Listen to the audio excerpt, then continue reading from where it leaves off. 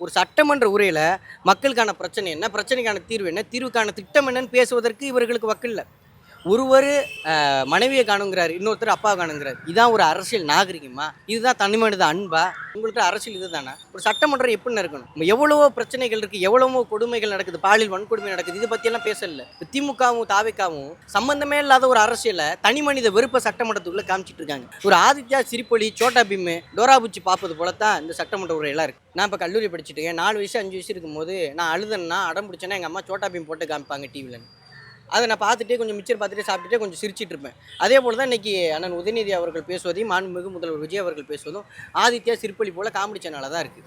இந்த டோராபுச்சி பார்க்கும்போது நல்லா ஜாலியாக இருக்கும், எங்கே நம்ம போகிறோன்னு. இப்போ அடுத்து யார் காமெடி பண்ணுவா அப்படின்னு பார்த்துருக்க வேண்டியதாக இருக்குது. இந்த காமெடியான உரைகளுக்கு மத்தியில் ஒரு சிங்கம், ஒரு புலி உருமுவது போல் எப்படி இருக்குன்னா, பெரியப்பா சீமான் அவர்கள் அம்பாசமுத்திரம் தொகுதியில் வென்று சட்டமன்றத்துக்குள்ளே போனால் தான் இவர்களுக்கெல்லாம் பச்சை மட்டை வைத்தியம் பார்க்க முடியும்.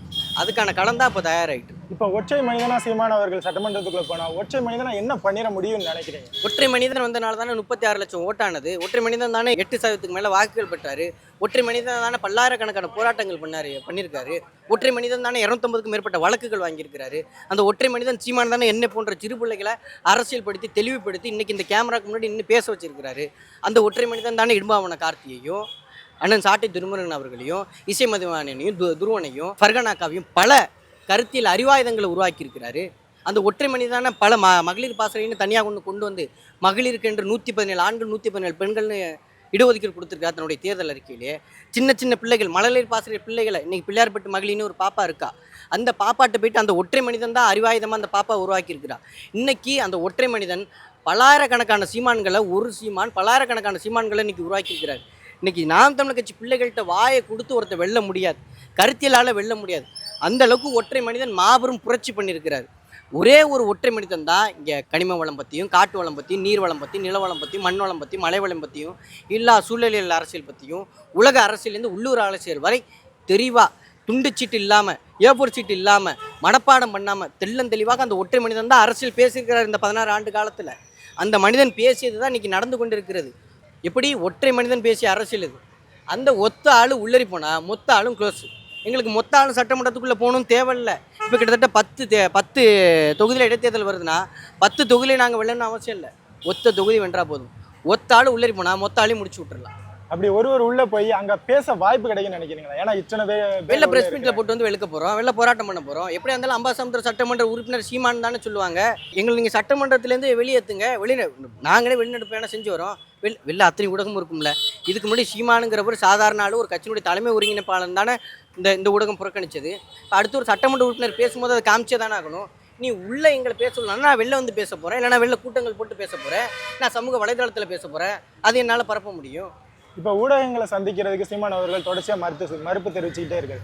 இதை பல மக்கள் என்ன சொல்கிறாங்கன்னா, விஜயோட பாணியை சீமான் அவர்கள் பின்பற்றுறாரு அப்படின்னு சொல்கிறாங்க. இதை நீங்கள் எப்படி பார்க்குறீங்க?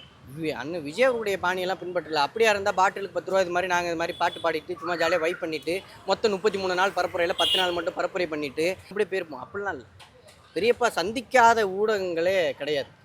காலையில் சென்னை விமான நிலையத்தில் ஏறுறாங்கன்னா காலையில் ஒரு பேட்டி, மதுரையில் போயிட்டு இறங்குனாங்கன்னா மதுரையில் ஒரு பேட்டி, கூட்டத்துக்கு பேச போகிறாங்கன்னா பேச போகிறதுக்கு முன்னாடி ஒரு பேட்டி, பேசி முடித்ததுக்கப்புறம் ஒரு பேட்டி கொடுப்பாங்க.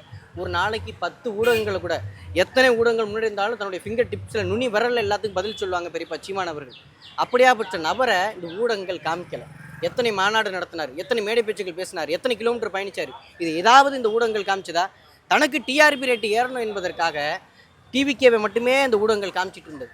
அந்த ஒரு காரணத்துக்காக நாங்கள் ஊடகத்தை புறக்கணிச்சிருந்தோம். நாங்கள் வருவோம், பொறுமையாக வருவோம், களத்துக்கு பொறுமையாக வருவோம், 6 மாதத்துக்கு அப்புறம் வருவோம். எங்களுடைய வருகை மிகப்பெரிய வருகையாக இருக்கும்.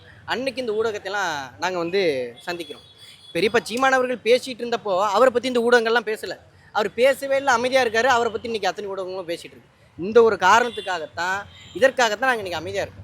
இப்போ இந்த 2 மாதங்களில் தாவேக்கு ஆட்சி அமைஞ்சு 2 மாதங்கள் ஆயிடுச்சு. ஆனால் இந்த 2 மாதங்களில் தொடர்ச்சியாக பெண்களுக்கு எதிரான பாலியல் குற்றங்கள் அதிகமாக மீடியாக்களில் வெளிக்கொண்டு வரப்படுது. ஆனால் இதுக்கு முன்னாடி இருந்த திராவிட ஆட்சி காலத்திலையுமே பாலியல் குற்றங்கள் அதிகமாகவே இருந்துச்சு. ஆனால் இந்த 2 மாதங்களில் தாவேக்காவோட ஆட்சியில் மட்டுமே அதிகமாக நடக்கிற மாதிரி மீடியாக்கள் காட்டுறாங்களா? அப்படி இல்லைண்ணே. இன்றைக்கி உண்மையிலே அண்ணன் விஜய் அவர்கள் கூட சொன்னதை அது நம்ம ஏற்றுக்கொண்டு தான் ஆகணும். ரீல்ஸ் பார்த்துட்டு இருந்தவங்களாம் இன்றைக்கி நியூஸ் பார்க்குறாங்க இளைஞர்கள் அப்படின்னு சொன்னாங்க. அது ஒரு உண்மையான விஷயந்தான். நியூஸ் பார்க்குறாங்க, ஃபுல்லாக ஃபேக் நியூஸாக பார்க்குறாங்க, அதான் ஒன்று, அதான் ஒரு வித்தியாசம். அப்படி இருக்கும்போது இன்றைக்கி பெரும்பாலான இளைஞர்கள் அரசியலை கவனிக்கிறாங்க பொழுது இப்போ இன்றைக்கி நடக்கிற பாலியல் குற்றங்களும் இந்த ஐஆர்இஎலும் பரங்கிப்பேட்டையில் ஹைட்ரோ கார்பன் கொண்டு வரதும் இளைஞர்கள் பொதுமக்கள் கவனிக்கிறாங்க. அது கவனிப்பதனால இங்கே உங்களுக்கு பெருசாக தெரியுது. திமுக ஆட்சியில் அவன் நடந்ததை நடக்காத மாதிரியே முடிச்சுடுவான். இவங்களுக்கு அரசியல்னா என்ன டீம் என்ன மேட்ச்னே தெரியாதுல்ல. அதனால எங்கே பாலியல் வன்கொடுமை நடந்தாலும் டப்புன்னு பரவிட்டே இருக்கு. இப்போ தொடர்ச்சியா அந்த பாலியல் வன்கொடுமை குற்றங்கள் நடைபெறுதுன்னு பரவுற நியூஸ்லயுமே அதிகமாக தாவைக்கா நிர்வாகிகளே சம்மந்தப்பட்டிருக்காங்க. இதை எப்படி பார்க்குறீங்க? நான் தான் சொன்னேனே, அது மாற்றம் இல்லை, ஏமாற்றம் தான். இதுக்கு முன்னாடி என்ன நடந்ததோ அதே தான் இப்போ நடந்துட்டு இருக்கு அப்படின்னு சொன்னேன், அவ்வளோதான். இப்போ வடமாநில இளைஞர்கள் வருகையினால சட்ட ஒழுங்கு பாதிப்பு ஏற்படுது அப்படின்னு சொல்லிட்டு நாம் தமிழர் கட்சி குற்றச்சாட்டு வைக்கிறாங்க. அதுலேயுமே இன்னர் லைன் பர்மிட் அப்படின்னு சொல்லி ஒன்று தொடர்ச்சியாக வலியுறுத்திட்டு இருக்காங்க. இதுக்கு இந்த தாவைக்கா அரசு ஒத்துழைக்குமா? இல்லை, முதல்ல இந்த இன்னர் லைன் பெர்மிட்னா என்ன, டெல்லி சிறப்பு பிரதிநிதினா என்ன, இந்த பிரச்சனைகள்லாம் முதல்ல அவங்க தெரிஞ்சுக்கணும். அவங்க தெரிஞ்சுக்கிறதுக்கே 1 வருஷம் ஆகும்.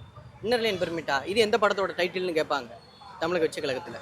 இன்னைக்கு வட இந்தியர்கள் எல்லாத்துலேயும் ஆதிக்கம் செலுத்துகிறாங்க. பொருளாதாரத்தில் ஆதிக்கம் செலுத்துகிறாங்க, வேலையில் ஆதிக்கம் செலுத்துகிறாங்க. வட இந்தியர்கள் பொருளாதாரத்தில் ஆதிக்கம் செலுத்துகிறாங்க, நாளைக்கு அரசியலையும் ஆதிக்கம் செலுத்துவாங்க. அதன் பிறகு என்ன ஆகும்? அவர்களிடத்துல இந்த அதிகாரம் போகும். அவர்களிடத்துல இந்த அதிகாரம் போனால் என்ன ஆகும்? அவ்வளோதான், ஒட்டுமொத்த தமிழ்நாடு பீகார் மாதிரி ஆகிடும். இப்போது அதிமுக எப்படி அனுமதிச்சதோ அதே தான் அவங்க தமிழக கட்சி கழகமும் பண்ணிகிட்டு இருக்காங்க. ஏன்னா அவர்களுக்கு இந்த வட இந்தியர்கள் பிரச்சனை, நாட்டினுடைய வளங்கள் பிரச்சனை, இது எதுவும் அவங்களுக்கு பெருசாக தெரியாது. அதிகாரத்தை கைப்பற்றணும், இன்ஸ்டாகிராம் டவுன்லோட் பண்ணணும், அப்போ இன்ஸ்டாகிராமை அப்டேட் பண்ணணும், ரீல்ஸ் பண்ணணும், ஃபயர் விடணும், சீமான்னு பைத்தியம் மாதிரி சுற்றிட்டு இருக்கணும். அப்படி தான் இந்த டிவிக்கில் உள்ள விர்ச்சுவல் அபியூசர்ஸ்க்கு வேலையை. மற்றபடி இவர்களுக்கு வேறு எதுவும் தெரியாது, எந்த பிரச்சனையும் தெரியாது. ஒரே ஒரு தீர்வு இது யார்கிட்ட இருக்குன்னா, சீமான் என்ற மனிதனுடைய மூளைக்குள்ளே இருக்குது. அந்த மனிதனை நீங்கள் என்னைக்கு சட்டமன்றத்துக்குள்ளே அனுப்புறீங்களோ அன்றைக்கி இந்த பிரச்சனைக்கான தீர்வு கண்டிப்பாக வரும். இப்போ மலைவள மண் வளத்தை பாதுகாக்கணும் அப்படின்னு சொல்லிட்டு நாம் தமிழர் கட்சி தொடர்ச்சியாக குரல் கொடுத்துட்டு இருக்காங்க. அதுக்கேற்றவாறு ஆட்சிக்கு வந்திருக்க தமிழக கட்சி கழகம் அதாவது கல்குவாரிகளை தற்காலிகமாக தான் மூடிட்டு வராங்க. நாங்கள் கேட்பது தற்காலிக தீர்வு அல்ல, நிரந்தர தீர்வு. நாம் தமிழர் கட்சி அதே போல் நிற்பது தற்காலிக வெட்டுக்கல்ல, நிரந்தர வெட்டுக்கு தான் நிற்குது. நீங்கள் தற்காலிகமாக மூடுனீங்க, அதை எடுத்து ஒரு 3 மாதம் ரீல்ஸ் போடுவீங்க.